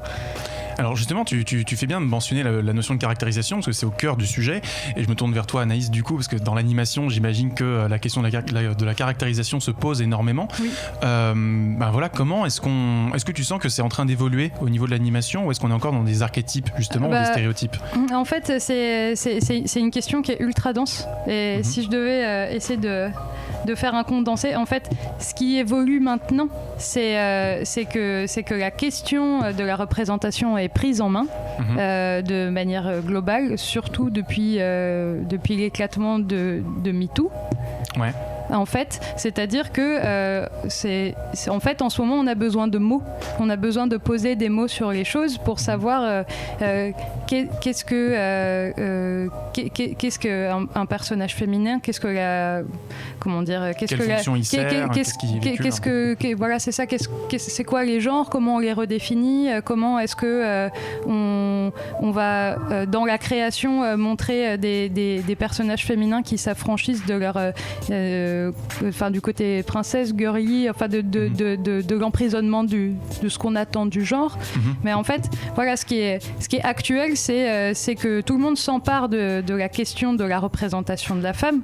Et je pense techniquement qu'il doit y avoir ça dans Captain Marvel. C'est genre, ok, d'accord, alors en ce moment, c'est les femmes. Alors, il faut qu'elle ait... ah oui, c'est vrai, il faut qu'elle soit pas en maillot de bain. Zut. Mais on va quand même faire en sorte qu'elle parle aux gens pour les comprendre, parce que ça reste une meuf, faut pas déconner. Mais après, en soi, c'est louable. Je veux dire, le pouvoir de la communication non violente. Enfin, je veux dire, l'art de la guerre de Sun Tzu parle de comment ne pas arriver au combat, tu vois. Donc, non, en soi, c'est intelligent de parler. Mais effectivement, bon, c'est vrai qu'il dit ah ouais, encore une meuf qui se bat pas parce que c'est une meuf. Bon. Non, mais voilà. Pour une question d'attribut, si on veut vraiment faire une grosse dualité en disant une femme, pour en faire une héroïne, tu lui donnes soit des attributs masculins, soit des attributs féminins. Moi je suis plutôt pour de lui donner des attributs féminins, si on a envie de les considérer comme tels, parce qu'elle n'a pas besoin d'avoir des attributs d'homme pour se définir en tant qu'héroïne ou en tant que personne. Donc, et donc complètement, et comme tu disais, finalement à la fin ça dépend de la personne. Désolée, je suis désolée. Ça dépend du personnage dont on est en train de parler. Et en fait, moi ce que je voulais dire, c'est que juste dans les années 80, tu vois, j'ai grandi avec les dessins animés que j'ai regardés, avec des tas de personnages féminins, d'héroïnes qui étaient des personnages forts. Et je me suis jamais sentie lésée en personnage fort féminin, tu vois. C'est juste qu'aujourd'hui il y a vraiment, il faut s'emparer de la question, parce qu'on a besoin de mettre des mots, on a besoin de sortir peut-être de certains archétypes, mais des personnages féminins forts dans le dessin animé, ça a toujours existé au final. Il faut juste les estimer comme tels, on va dire. Sybille, je te voyais réagir sur le sujet. Non, t'excuses pas, non, c'est intéressant parce que c'est forcément un matériau, il y a du débat. Donc, il y en a beaucoup. C'est plus par rapport à ce qu'a dit Chloé, le côté si on caractérise par attribut féminin ou masculin au-delà du non-sens que cette phrase suppose. Je suis d'accord, c'est pour ça que je l'ai exprimé comme ça en fait. C'est typiquement, je me positionne plutôt de l'autre côté. Genre pour moi, Atomic Blonde, l'héroïne, c'est mon idéal en tant qu'héroïne parce que elle se fight, mais elle se fight comme une meuf. On n'a pas pris un personnage d'archétype masculin sur lequel on a mis maintenant il y a des seins. On a réfléchi, ok, une nana dans cette situation-là qui est généralement affrontée par des mecs, comment elle va se comporter, comment est-ce qu'elle va affronter ça, et c'est là qu'on a toute la subtilité en fait, et un exercice qui est beaucoup plus difficile en écriture pour un personnage. C'est une nana face à une épreuve typiquement masculine. Qu'est-ce qu'elle fait plutôt que nana épreuve féminine et mec épreuve masculine. D'ailleurs, j'attends avec beaucoup d'angoisse le mec épreuve féminine et de voir comment ça pourrait être traité avec un petit peu de subtilité, parce que c'est le sexisme, même si les meufs prennent ultra cher et la majorité du prisage de chair, voilà, c'est grosse expression, je n'ai aucun français ce soir, je suis désolée. Il y a également des archétypes sexisme qui sont très dommageables pour les hommes, et ça va de vitesse en fait, et ça va dans les deux sens, et on a besoin d'avoir ce challenge où on se pose pas juste la question de habiller un personnage avec le genre opposé ou un autre genre, mais surtout de questionner la notion de genre même et des poncifs qui y sont associés en fait, et c'est ça qui est important. Parce que voilà, c'est ça en fait, tout était dans un personnage féminin avec des attributs masculins. Il y a toute la disserte dedans, c'est genre mais qu'est-ce que c'est que des attributs masculins? Bah oui, c'est ça, c'est une segmentation qui est très parlante en fait. Ouais, après voilà, il y a l'idée de genre humain, tu vois, au sens où tu prends les meufs de la salle, on va pas se battre pareil non plus, tu vois. Alors, défense de toucher aux caméras, hein, voilà. Je vous prie un tout de suite. Non, mais on réglera ça tout à l'heure, t'inquiète. Non, mais ce que je veux dire, genre, chacun aura des forces différentes, tu vois. Donc, il y a aussi l'histoire de quel personnage tu racontes. Ensuite, ce qui est intéressant dans l'idée de réexplorer tout ce qui concerne la Magical Girl, c'est que on y voit genre un univers qui est girly, qui est rose, qui est sucré, qui est en fait finalement la vieille école de la genrisation, enfin qui commence à devenir limite vieille école. C'est super intéressant parce que moi, comme j'ai grandi avec ça, j'arrive pas à y voir le mal, au sens où en fait, que ce soit du jeu vidéo, du cinéma, des dessins animés, tu vois, l'idée c'est de faire on fait un spectacle. On fait un spectacle, on fait un truc pour faire rêver.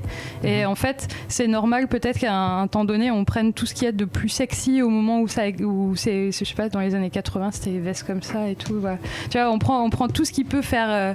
créer du fantasme et emballer le spectateur. Et donc en fait, du coup, la question de la beauté, elle est tout le temps là, tu vois, que ce soit chez les hommes ou chez les femmes. En fait, on est en tant qu'humain, on est naturellement attiré par quelque chose qui est beau. Alors ça peut être beau de différentes manières, mais c'est vrai que je suis partie loin. Même les protagonistes hommes des jeux vidéo, en général, ils sont pas très cuss, tu vois. Ils ont des beaux muscles, ils ont quand même un physique qui correspond à... Mais ils ont en moyenne plus de variété quand même. Tu vas avoir des petits beaux et des grands beaux. Les meufs, ça font toutes 1m85 et ça ont une taille comme ça. Alors le mot Lara Croft a été prononcé dans le chat, ça y est. Je propose qu'on revienne là-dessus dans la deuxième moitié du débat parce que l'heure tourne. Il est déjà 18h, pardon, parce que l'heure n'a pas changé sur la petite... Bon, on s'écoute tout de suite. Du coup, tu mentionnais les Magical Girls. On va s'écouter l'opening de Sailor Moon, n'est-ce pas? Chanter Moonlight Densetsu de Dali. À tout de suite. De retour dans Hyperlink, votre cocktail de bulles de pixels, toujours en compagnie d'Anaïs Chevillard et Sybille Collas, toujours avec Chloé, toujours avec Grégoire. Tout va bien? Ultra hypé par Sailor Moon. Toujours. Sailor Moon, on va rester justement dans les bails des Magical Girls, car notre bien-aimé Damien s'est livré à l'exercice de l'édito avec notre belle voix de PJ qui est en week-end, on l'embrasse très fort. Et il s'est posé la question tout simplement de savoir d'où vient la Magical Girl, quelle est sa fonction, comment le genre a évolué et à qui est-ce qu'il s'adresse aujourd'hui. Le Magical Girl ne date pas d'hier. Destiné originellement à une audience de petites filles, le genre a, depuis une grosse décennie, amorcé un virage vers un public plus masculin et niché. Pourtant, les premières séries des années 60 ne les destinaient pas à ce changement. Le premier manga du genre, Himitsu no Ako-chan, ou Caroline chez nous, est signé Fujio Akatsuka, plus connu pour Osomatsu-kun. On y retrouve déjà les archétypes fondateurs du genre. Une petite fille, une mascotte kawaii, un artefact pour se transformer, des pouvoirs magiques et l'obligation de les cacher comme une identité secrète. Le genre se popularise en 1966 grâce à Minife, adaptation animée du manga Maotsukai Sally, où Mitsuteru Yokoyama nous fait vivre les aventures d'une sorcière loin de chez elle. Sous cet angle, la Magical Girl s'apparente à une super-héroïne qui doit jongler entre son quotidien et ses aventures costumées. Ces récits très simples peuvent être dits d'apprentissage, métaphore du passage à l'âge adulte, les pouvoirs finissent bien souvent par disparaître en grandissant. Un système qui marche encore aujourd'hui, mais qui s'est enrichi avec le temps. Si les Magical Girls conventionnelles s'enchaînent tout au long des années 70 à 80, Naoko Takeuchi va révolutionner le genre avec Sailor Moon, œuvre majeure qui donne naissance au Magical Sentai. Épousant les codes du tokusatsu, le Magical Sentai voit un groupe de jeunes filles affronter des hordes d'adversaires. Ce répertoire fait autant parler les sorts que les sentiments. Les pouvoirs y sont le reflet des émotions des personnages qui oscillent entre indécision sentimentale et sexuelle. La magie reste néanmoins ancrée dans un imaginaire merveilleux. Le vrai changement s'opère avec Precure, gigantesque saga faisant suite à Magical Doremi. Fini Gris-Gris et bâton magique, les magiciennes distribuent des pains, une recette ajoutant un peu de saveur dans un genre moribond à la fin des années 90. La mutation du genre se confirmera dans les années 2000 avec Mao Shoujo Lyrical Nanoa. Cette série intègre la Magical Girl à un groupe plus large dans un univers où la magie est courante. Elle devient alors une arme vivante dans une force d'assaut standardisée. La bac en jupette, c'est le Magical Guntai. En 2011 arrive Mao Shoujo Madoka Magica et sa pelletée de violence physique et psychologique. L'épisode 3 aura réussi à traumatiser toute une génération de par son caractère inattendu. Ce titre particulièrement cru résulte d'une évolution plus récente du genre qui n'a pas vraiment de nom mais qu'on pourrait qualifier de Dark Magical Girl. Transformer le choupi en creepy c'était tentant et Nanoa avait brièvement allumé la mèche. Madoka finira le job en beauté. Ces deux derniers concepts se retrouvent mélangés dans le tout récent Magical Girl Spec Ops Asuka, où l'héroïne a fait la guerre, en est revenue traumatisée et a du mal à reprendre sa vie d'avant. C'est cru, brutal et choquant, comme beaucoup de ces nouveaux titres reprenant la Magical Girl au gré des tendances du moment. De Witch à Winx Club, au récent succès franco-coréen Miraculous Ladybug, la figure de la Magical Girl a dépassé les frontières du Japon depuis longtemps. Donc les codes sont universels, peut-être un petit peu mieux assimilés à l'international quand on voit, je dirais, l'évolution qu'a connu le genre au Japon. On en parlait hors antenne, c'est assez intéressant, ma foi, vu qu'on parlait d'attributs masculins et féminins tout à l'heure. Voilà, que devient la Magical Girl aujourd'hui? Qu'est-ce qu'il en reste? Principalement, la Magical Girl, le centre, c'est la transformation en fait. La transformation, c'est quand en fait t'as un attribut ou un pouvoir qui fait que d'un coup t'as l'opportunité d'être le meilleur de toi-même. C'est-à-dire au plus beau, au plus puissant et au plus... Voilà. Donc je pense que l'élément central, c'est la transformation. Donc oui, c'est l'adolescence en fait. L'adolescence, le récit d'initiatique, et justement ce qui est intéressant c'est de voir qu'on a aujourd'hui peut-être perdu de vue cette dimension initiatique pour coller à un truc plus masculin, plus niché aussi, pour vendre des figurines. Tu veux dire là sur les nouvelles séries dont on entendait parler, je pense que c'est plutôt l'ère du méta au sens où c'est le même procédé que comme Spider-Man, tu vois, c'est genre Deadpool, tout ça.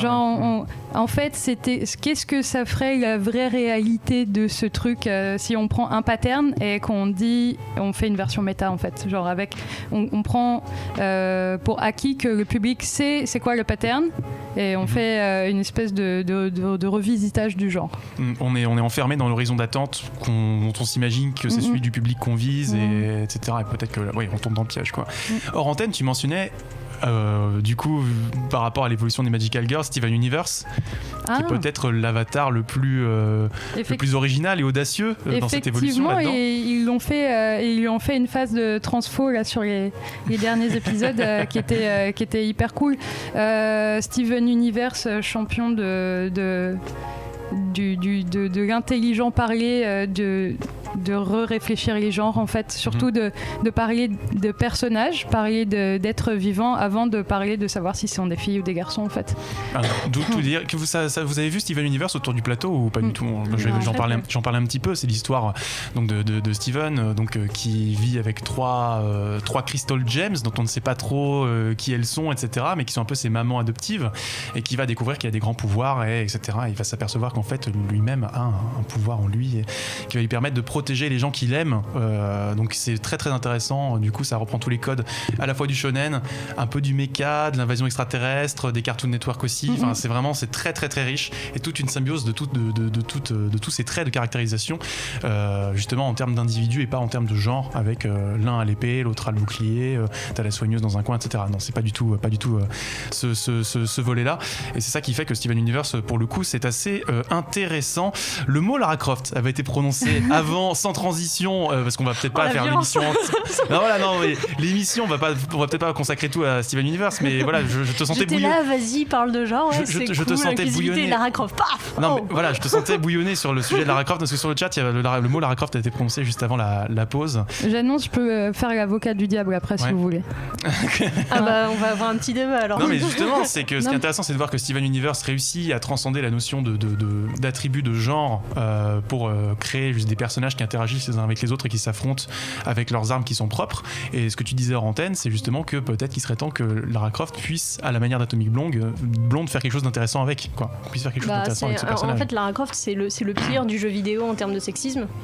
Clairement, je crois qu'on n'a jamais fait plus bas que ça en termes de personnage principal féminin. C'est notre extrémisme personnel. On a commencé avec le designer qui avait sorti, vu que le joueur il va passer des heures à regarder un cul, autant que ce soit un joli cul.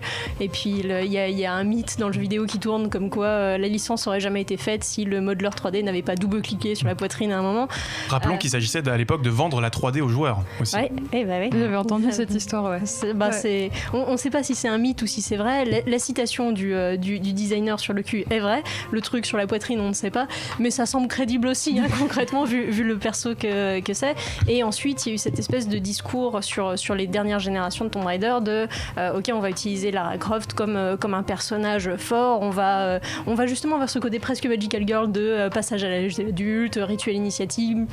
Comment Lara Croft va devenir le Tomb Raider, tu sais, c'est d'avoir vraiment ce passage-là. Plutôt survivaliste pour le coup, la version Magical Girl.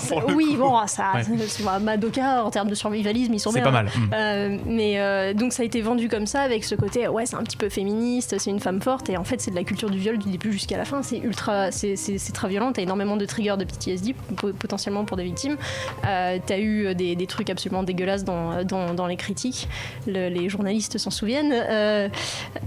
En fait c'est vachement dommage d'avoir ce discours de voici un personnage féminin fort parce qu'elle a des guns et elle a des skills, et de la traiter comme un personnage féminin qui n'a aucun contrôle sur ce qu'elle fait. En fait, toutes ces actions dans les derniers jeux sont dirigées par des hommes, sont déclenchées par des hommes. T'as l'espèce de côté rape revenge qui est ultra malsain en termes de scénario, et que ce serait bien qu'on arrête 2 secondes de le faire, parce que le viol a été très utilisé, ou les tentatives de viol, comme des motivations, que ce soit pour des hommes ou pour des femmes. C'est assez commun, le mec qui part à la revanche parce que sa meuf elle s'est fait buter au violet, merci. Ce serait bien de passer à autre chose, parce qu'on en a beaucoup. Je pense qu'on on l'a vu dans Love and Death and Robots la semaine dernière, par exemple. Voilà, je te laisse finir. Donc c'est effectivement, de toi en antenne tu disais faudrait tuer Lara Croft. Je suis pas d'accord, en fait. C'est un personnage qu'il faudrait réutiliser et refonder en mode voici ce que Lara Croft ça pourrait être, parce qu'il y a un potentiel de ouf chez ce perso, en fait. C'est une nana qui est self-made, qu'on a chié comme pas possible. Donc oui, y a carrément moyen d'en faire un perso ultra fort, mais pas avec le traitement qu'on en fait actuellement. Mais du coup, ce qui est intéressant à voir, c'est qu'il y a un vrai mouvement de fond quand même dans l'industrie du jeu vidéo, avec énormément de jeux avec des héroïnes. Là, de tête, j'ai noté Horizon, on a eu Life is Strange, là on va avoir Wolfenstein Youngblood, Gear 5, The Last of Us 2. Il y a un mouvement de fond quand même. Ou est-ce que est-ce que c'est perché, on a mis une héroïne et c'est bon, rendez-vous dans 5 ans Non, mais est-ce que c'est cynique, ça arrive, voilà. ça arrive, et regarde Token, et on a rempli nos minorités, tout va bien. Non, il y a une prise de conscience à grande échelle, et c'est très sain de voir ça. En fait, c'est pas compliqué. Les créateurs font ce à quoi ils sont habitués. À partir du moment où dans des boîtes, en tout cas les boîtes françaises, t'as 85% des développeurs, c'est des gars. C'est pas super aware pour créer des persos féminins, on va dire. Voilà. C'est mathématique et c'est logique. Bien sûr. En fait. C'est quand la moitié des joueurs c'est des meufs, tu peux te poser la question de ok, elle est où la perte en fait entre les studios de dev et les gamines qui sont sur leur pad. C'est parce que la diversité est en train de croître, c'est parce qu'il y a de plus en plus de représentation, il y a de plus en plus de prise de conscience à ce niveau-là qu'on commence justement à avoir des persos qui sont un petit peu plus intelligents en fait. Et justement, dans l'animation, est-ce que c'est le même diagnostic ? C'est des questions qui sont à fond aussi. Tout le monde, de toute façon, tout le monde s'empare de ces débats-là, quoi. Je pense que, en vrai, j'ai pas tant que ça envie de faire l'avocat du diable. Je suis parfaitement d'accord avec toi, en sachant que pour moi, le meilleur souvenir de Lara Croft, en tout cas, le truc qui est devenu un mème, c'est se prendre un mur égale faire un Lara Croft, en fait, parce qu'elle faisait que de se prendre des murs au début. Non, après. Moi, je me posais la question de savoir, je veux dire, dans quelle mesure c'est possible de faire un truc un peu débilos, un peu fun, tout en restant dans un truc qui serait respectueux, tu vois. Parce que c'est important de faire des trucs débiles aussi, ou fantasmatiques, ou machin. Qu'est-ce que tu entends par débile, en fait ? C'est-à-dire on va faire une meuf avec des gros seins. Peut-être on a le droit, tu vois. Tu vois, de partir sur un délire, en fait. Grégoire ? Moi, il y a deux trucs. Le premier élément, c'est la sexualisation un peu... c'était dégueulasse le terme employé. De Lara Croft, en fait, ce qui a succédé aujourd'hui, c'est qu'il y a quand même une sorte de féminisation forcée des personnages. Lesquels ? À quoi tu fais référence ? Là, moi, en tête, j'ai Star Wars. Star Wars, aujourd'hui, ils mettent... je mettrais ma main à couper qu'ils mettent une femme en personnage principal dans leur trilogie actuelle, parce que c'est dans l'air du temps. Le personnage est pas bien traité derrière. Il sacrifie un peu le traitement du personnage au profit il faut qu'on aille avec la... On en vient à la Marissou, là, voilà. En fait. Mais tu ouvres une nouvelle parenthèse. Il suffit de comparer deux Star Wars, Rogue One et puis les 7, 8 que je préférerais oublier, qui sont... il y en a un... T'as kiffé Rogue One ? Ouais, j'allais dire... Moi, Rogue One, c'est un des meilleurs Star Wars depuis longtemps. C'est pas un spécial Star Wars, les amis. Non. Ils sont pleins. Non, mais par contre, sur le... Je crois que... Anaïs. Je peux pas... Mais la fin est cool. Oui. C'est l'effet Sakura, c'est-à-dire par rapport à Lara Croft, j'ai ressenti la même chose. J'ai regardé tout Naruto l'année dernière parce que c'était un pan culturel que je voulais rattraper, et en fait c'était terrible parce que Sakura, elle a plein de capacités, mais les auteurs ne l'aiment pas. Voilà. Et donc, il y a une évolution quand même de Sakura. Non, mais au final, c'est toujours un petit bout de carotte comme ça. Tiens, mais après tu te marieras quand même. Et très rapidement, elle est définie juste par son affection pour Sasuke. Exactement. Et tu le vois également sur tous les persos féminins ont justement des intérêts amoureux qui sont généralement de leur motivation de personnage, qui sont complètement détachés des motivations d'honneur, d'acquisition de compétences des personnages masculins. Et c'est ça, c'est-à-dire on a le droit de faire une nana qui serait un peu soit princesse, soit mièvre, soit amoureuse et tout, mais faut respecter le personnage, en fait. Ouais, c'est surtout ça, en fait. Juste Chloé. Pour rebondir sur Sakura, dans les débuts de Shippuden, en tout cas, on voit quand même une Sakura badass qui s'est complètement détachée de Sasuke. Mais après ça disparaît. Ça disparaît. Mais il y a quand même un moment où il y a eu un empowerment de Sakura qui était assez fantastique. Et quand elle s'entraîne avec Tsunade, c'est trop cool. Voilà. Ce qui est intéressant, c'est que c'est un peu à l'échelle de tout Naruto, c'est la prévalence de l'acquis sur l'inné, et au final on te vend le fait que Naruto, non, en fait c'est l'inné sur l'acquis depuis le début, et en fait gros gâchis, gros contresens. Mais ça concerne l'œuvre en elle-même plutôt que les personnages qui sont juste les symptômes d'un plus grand problème. Tu posais la question justement de l'intégration des femmes dans les studios. que ce soit l'animation ou le jeu vidéo, est-ce que c'est une condition sine qua non pour que les représentations changent ? Tu parlais lors de ta conférence avec, à la bibliothèque Louise Michel ce jeudi de la notion de bébé moche de Pixar. Je trouve que c'est une notion ultra intéressante. Est-ce que ta question c'est est-ce que les femmes sont un bébé moche ? Non, est-ce que justement on laisse les femmes rester suffisamment longtemps dans l'industrie pour que leurs idées puissent germer, prendre racine et justement être développées derrière ? Tu veux la réponse pleine d'espoir ou la réponse du seum ? La réponse, ta réponse. Ma réponse est plutôt celle du seum, malheureusement. D'accord. En fait, elle est mitigée, elle est en deux plans. On va dire que la réponse du seum, c'est que en termes de harcèlement, en termes de sexisme, harcèlement sexuel ou moral, les femmes prennent extrêmement cher. Là, tu parles des conditions de travail. Voilà. Les carrières sont rapides. Quand tu as la chance de rencontrer l'une des très rares femmes qui a plus de 10-15 ans d'XP dans le JV, elles sont dotées d'un cynisme et d'un sarcasme qui est commun à toutes en fait. Et t'as toujours l'étincelle de j'aime bien le JV, mais il y a de la haine derrière. Et c'est Cersei quoi. C'est oui, non, mais si c'est son sourire comme ça là. Oui, c'est cette gueule-là, c'est la Cersei face. Et malheureusement, c'est une généralité sans exception. Sérieux ? Oui, j'ai aucune collègue, j'ai eu la chance d'en avoir beaucoup qui ne s'est pas fait harceler ou qui n'a pas été témoin d'une situation de harcèlement. Moi-même, j'ai été harcelée, c'était génial. Et en fait, quand tes collègues d'une manière active en étant les harceleurs ou d'une manière passive par du bien inconscient sans avoir conscience qui te coupe la parole en réu, sans avoir conscience qui te challenge un petit peu plus quand tu proposes des idées, créer des environnements qui sont soit très très hostiles, soit un petit peu plus hostiles pour les femmes en fait, et c'est des habitudes qui vont vous mettre une charge mentale très très lourde et qui en fait vous empêchent de vous épanouir dans votre métier. Et comme on a besoin justement de protéger des potentielles créatrices, la protection elle n'est pas trop là. Le côté positif maintenant, parce que malheureusement cette vérité, cette généralité, elle est partout, c'est que on en a conscience de ça. Et on travaille et on essaye de le combattre du mieux qu'on peut.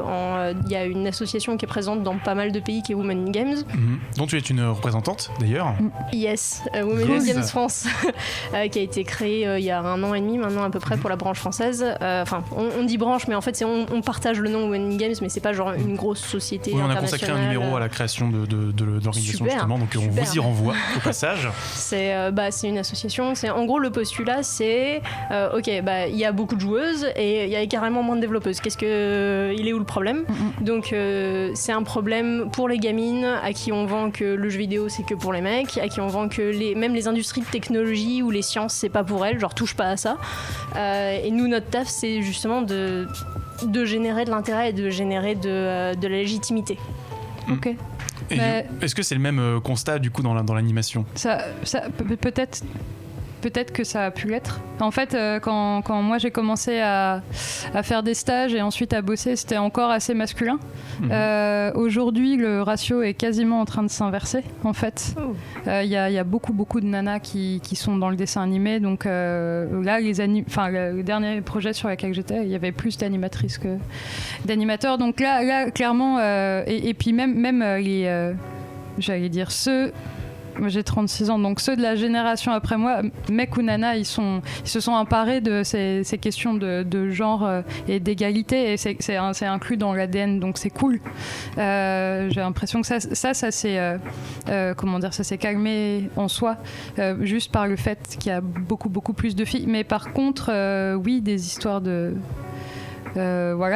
harcèlement, difficulté pour les nanas d'accéder à des postes de réal, etc. Et tout. Enfin, donc c'est des choses qui ont existé. Je pense que c'est en train d'être moins le cas dans le dessin animé maintenant en fait. Donc il y a une vraie évolution. Okay. Non, pardon, je te laisse. Parce que du coup, en fait, on a une génération de retard sur vous.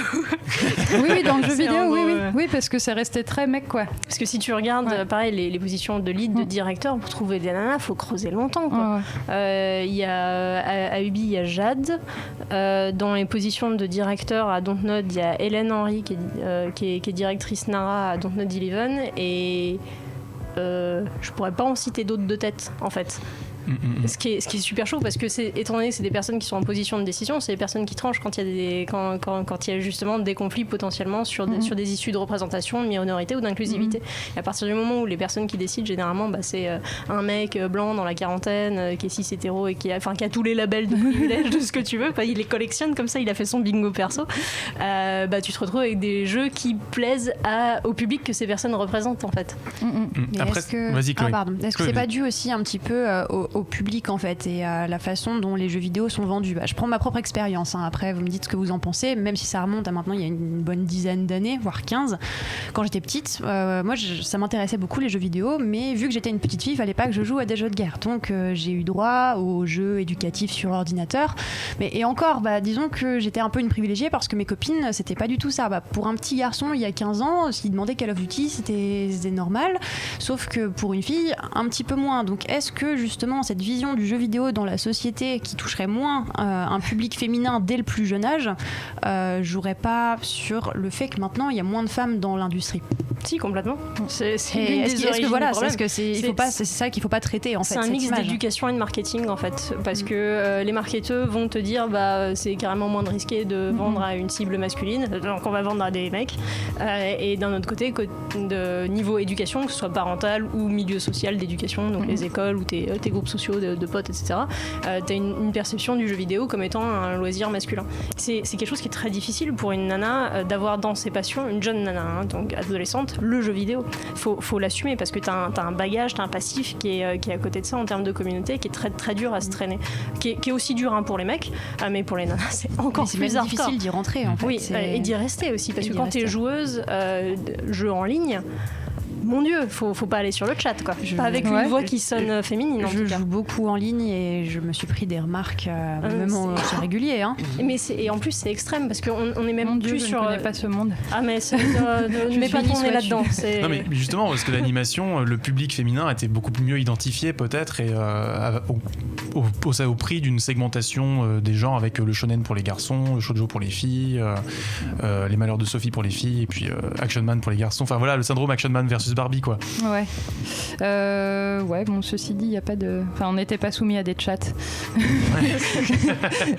Mais c'est ça qui est terrible parce qu'on est un médium qui est interactif, on a besoin de nous, notre spectateur il fait partie de l'action, tu sais, donc forcément si le spectateur c'est une nana et que c'est un médium et une communauté qui est pas accueillant pour ce genre de profil, tu le prends très très cher parce que tu vis ton médium. C'est ça qui est terrible et qui est fantastique chez le jeu vidéo, on a la chance d'être interactif, donc on peut raconter des trucs qui sont ultra forts. Par contre, quand tu prends cher, tu prends ultra cher. J'avais dit que positif. Je me souviens à un moment. C'est ça, c'est pas grave. C'est déjà une expérience virtuelle totale où en fait les dégâts que tu reçois dans le jeu t'impactent vraiment. Voilà. Il y a un petit peu cette logique-là. Mais du coup, c'est vachement agréable quand tu fais des ateliers typiquement au collège ou en lycée ou même dans des salons genre la Paris Games Week ou quoi que ce soit où tu vois des gamines qui sont j'aime bien programmer. Et t'es, viens dans le jeu vidéo, viens. C'est ça qui est important aussi, c'est également donner la parole aux expertes parce que si tu regardes dans les conférences, les événements pro, tout ça, il n'y a pas beaucoup de nanas. Et le taf de Women on Games aussi, c'est de faire des formations à la prise de parole, de leur apprendre à faire des conférences pour qu'elles soient visibles et que tu aies justement des rôles modèles. En effet, il faut. Vas-y. C'est important de passer par cette étape de réapprentissage, de réappropriation, même si ça fait parce que même si ça passe par des gens qui vont prendre le sujet et qui vont dire moi ce qui marche en ce moment c'est les femmes, alors on va faire un film avec des femmes, tu vois. Des fois c'est pas sincère mais c'est hyper important de. Je le condamnerai jamais de toute façon parce que l'impact est positif, donc ok, faites votre merde de marketing à partir du moment où on voit des nanas fortes ou juste des nanas roule, vas-y. Non mais de toute façon il y a trop de boulot en fait, il y a beaucoup trop de boulot donc il faut y aller. D'abord les grosses étapes et après on va dans le détail quoi. J'allais vous relancer sur la question de la syndicalisation du milieu de l'animation ou du jeu vidéo mais on n'aura pas le temps d'en parler, donc ce sera peut-être un prochain numéro. Voilà, vous êtes d'ores et déjà invités, sachez-le. Voilà les amis, merci pour ce grand débat. On a beaucoup parlé, on n'a pas fait la moitié du conducteur, donc à mon avis vraiment on a de quoi faire un prochain numéro. Merci beaucoup Anaïs, merci beaucoup Sybille, merci Grégoire, merci Chloé, mais on reste ensemble car il y a le quiz musical les amis. Ouh là là. Oh mon Dieu. Répétez. Alors le quiz musical cette semaine, je n'ai pas de calembour malheureusement et j'en ai pas trouvé pendant l'émission, donc il viendra sur le post du replay. Soyez sympa avec moi. Donc le quiz musical, on rappelle, c'est 5 morceaux, 1 point par bonne réponse, 2 équipes, une équipe rouge et une équipe bleue qui vont s'afficher sur les écrans qui sont derrière vous dans quelques secondes. L'équipe à ma gauche, Grégoire et Sybille. Tu veux juste dire Sybille. C'était marqué dans le mail. Attention, c'était marqué dans le mail sur le conducteur. T'es nul aussi? Ah mais oui. Ah super. Mais très, on va se marrer là. Un bon gros niveau de nullité là. On va se marrer. L'équipe bleue est là. Et l'équipe. C'est marrant, je suis Et l'équipe bleue avec Anaïs et Chloé. Donc le thème c'est évidemment le girl power. Je vous prends pas à revers. 5 morceaux, 1 point par bonne réponse. Si vous avez la mauvaise réponse, la parole va à l'équipe d'en face. Voilà. Jusqu'à ce que quelqu'un la trouve et on cache le chat avec les feuilles s'il vous plaît.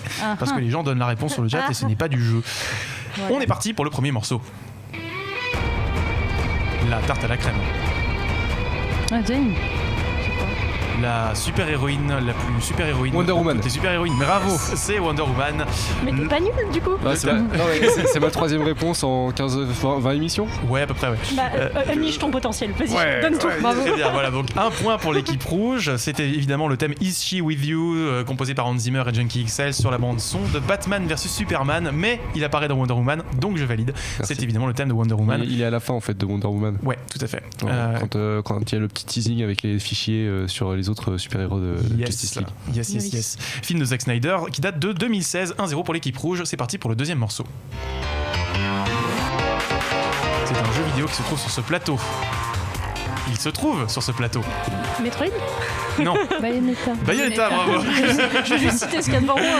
Voilà, c'est effectivement c'est Bayonetta. Putain, déduction. Et oui, c'est Bayonetta qui est caché par le bandeau. La voilà. C'est un point sans honneur. Je connais l'OST de Metroid. Donc Bayonetta, le thème de baston, Riders of the Light, composé par Hiroshi Kawaguchi, compositeur de Outrun entre autres, sur donc Bayonetta, jeu de Platinum Games qui date de 2009. Voilà, et qui est sorti sur Switch. Peut-être que c'est Marocco de la semaine, vous ne le saurez jamais. Rendez-vous dans 5 minutes. 1 partout, 3e morceau. Steven Universe. Bravo, Steven Universe. C'est le thème de qui? C'est le thème de Garnet et c'est chanté par Estelle, si vous vous souvenez de la chanson American Boy. Tout à fait. Voilà. Ouais. C'est le meilleur season final ever. Et oui. Je disais bien, on fait des blind tests plus souvent. On a sauvé l'honneur, c'est bien. Donc 2-1. C'est la première et puis après il n'y en a plus. Pour l'équipe bleue, rien n'est joué. Il y a combien de questions au total? Il reste 2 morceaux. Vous pouvez renverser la tendance, tout est bon. On a 18. C'est une petite humiliation, c'est pas énorme non plus. 2-1, c'est parti pour le 4e morceau.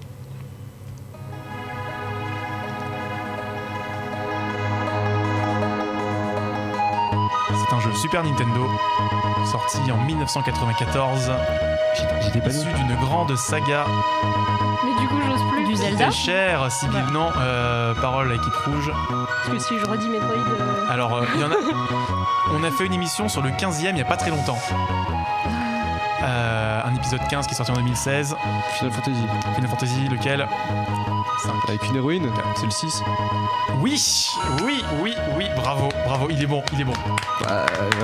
Merci. Merci. Voilà, tu vois quand tu veux. C'est incroyable. FF6, le thème de Terra, l'héroïne de Final Fantasy VI, donc justement composé par Nobuo Uematsu. Je l'ai dit, Squaresoft, Super NES 94, voilà. Très très grand jeu, s'il en est. De partout. La vache, il se regarde dans les yeux. Vraiment inattendu. Incroyable, il se regarde dans les yeux. À un 5-0, mais le suspense est à son comble. C'est parti pour le 5e morceau. Et le respect est mort. Ah mais c'est Sakura. Ouais, bravo. Donc c'est le générique, le chat est en feu, ça y est. Donc c'est le générique français, si on peut appeler ça du français, de Sakura, donc Nonaning par Froggy Mix, qui est donc une artiste M6 qu'ils ont poussé à fond autour de la série. Je sais pas d'où c'est sorti, du fond de ma mémoire. Voilà. Je savais même plus que j'avais vu ça en France. On est tous passés par là à la fin des années 90. Le générique générique français de Sakura. Voilà, tu es passé par là? Je suis choquée. Non, je regardais pas la télé, donc j'ai cette chance-là. D'accord, ok, bon, tu en as été préservé. Je te conseille l'opening japonais, il est bien meilleur. Il y en a 3. Mais je vais comparer les deux, de toute façon. De toute façon, c'est comme Dragon Ball. D'abord, tu te fais le français, tu meurs un petit peu, tu saignes des oreilles, tout ça, et après, tu te fais le japonais, tu fais ah oui. Ouais. Attends, Sailor Moon. Ça, il raconte, c'est vrai. On embrasse Bernard Minet et toute la bande, évidemment. Mais qu'on aime du fond du cœur. Les chevaliers du Zodiac. C'est donc on a déjà fait une émission sur Club Dorothée, s'il vous plaît. C'est donc sur ce score de 3-2 que se termine ce quiz musical. Bravo l'équipe bleue. L'honneur est sauf. Ouais. Totalement sauf. Très belle performance. J'ai rien fait. C'est l'heure des recommandations. En avez-vous? Au risque de me répéter, c'est l'heure des recommandations. En avez-vous? Yes. Chloé. Moi, j'en ai une pour rester un petit peu dans le thème de la semaine. C'est rien de très très nouveau, mais si vous avez envie de regarder une série vraiment feel good et qui parle justement de femmes fortes, regardez One Day at a Time au fil des jours en français, qui a été publié. C'était quoi? C'était Netflix en fait qui s'est occupé de sa production. Il y a 3 saisons qui sont disponibles. Une 4e éventuelle a été malheureusement annulée, peut-être reprise par une autre chaîne. On verra.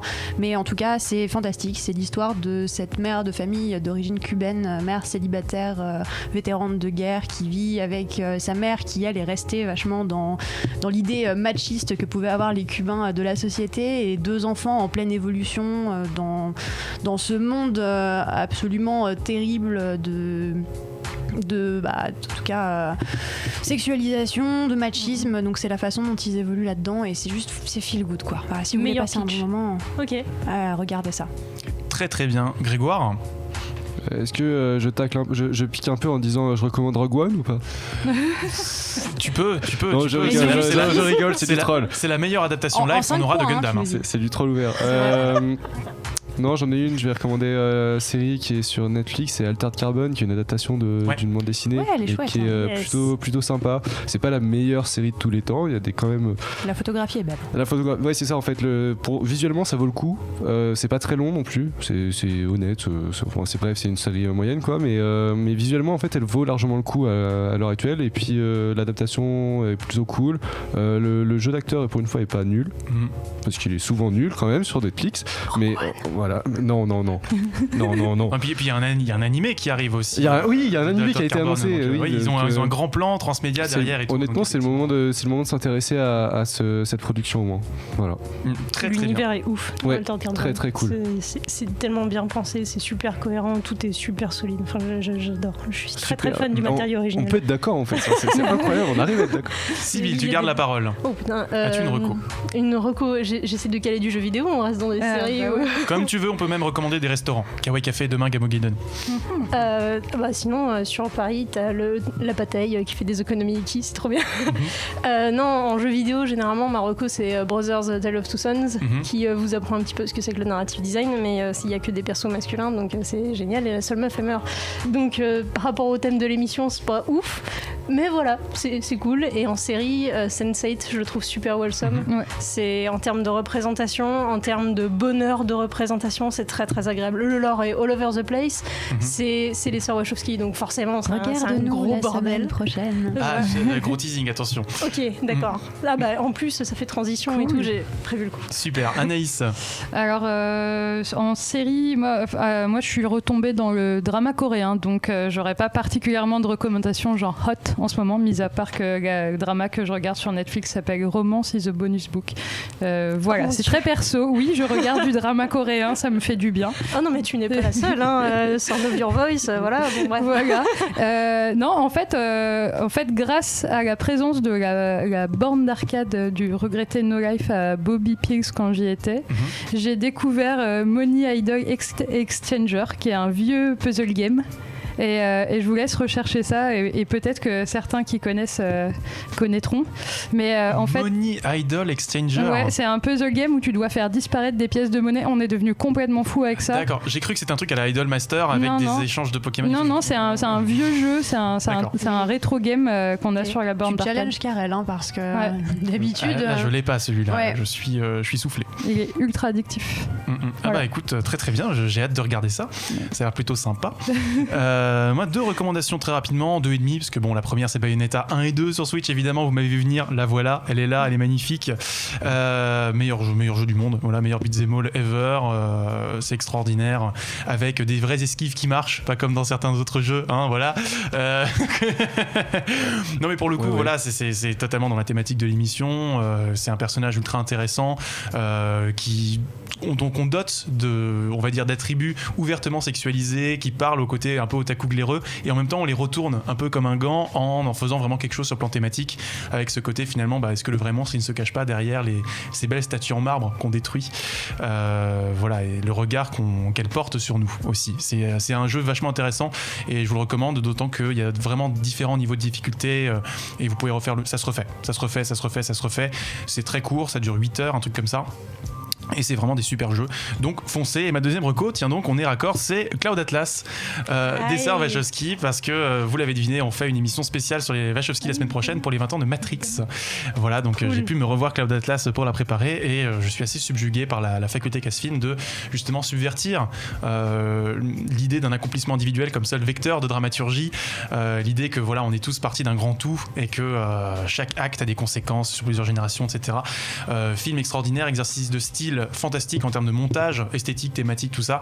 Après, effectivement, c'est un gros pavé, c'est un Kurosawa, c'est 3 heures. Donc, et on peut pas le voir une seule fois. Voilà, il faut le voir une deuxième fois. Donc, minimum, voilà, vous avez 6 heures. Donc, si vous avez 6 heures, au choix, vous avez Cloud Atlas ou Bayonetta. Voilà, un des deux Bayonetta. Voilà, mais généralement, si vous faites le premier, vous faites le deuxième derrière. Voilà, c'est tout. Et je le redis, Kawaii Café demain, Gamu Gaiden avec GO2. Venez, on est bien. Merci à toutes et à tous pour ce numéro. Comme le veut la phrase consacrée, c'est la fin des choux. Et c'est la fin de ce numéro 89 d'Hyperlink. On espère que ça vous a plu. Où est-ce qu'on peut vous retrouver, Sybille Anaïs? Moi, je vais passer à Jonetsu. Tu passes à Jonetsu, très bien. Et on y sera aussi. Parfait. Bah voilà. Sybille moi, ça dépend. Chez Dontnod. Ouais, globalement chez Dontnod, j'ai un site ineedthestory.com où on peut globalement suivre mon actualité, et un blog qui n'est plus à jour depuis 1 an, mais qui des fois se met à jour magiquement. Donc voilà. J'en place une pour ton entretien chez Gamecult aussi. Ah oui, très enrichissant. J'ai fait une interview chez Gamecult il y a pas longtemps. C'était assez sympa. On a parlé de parcours, de jeux vidéo, de sexisme. C'était très sexy. 1h30 bien investie. Merci. Du coup, on se retrouve la semaine prochaine en compagnie de Rafik Djoumi pour revenir sur la carrière des sœurs Wachowski. D'ici là, portez-vous bien et voilà, abritez-vous du soleil parce qu'il tape un petit peu en ce moment. Bisous.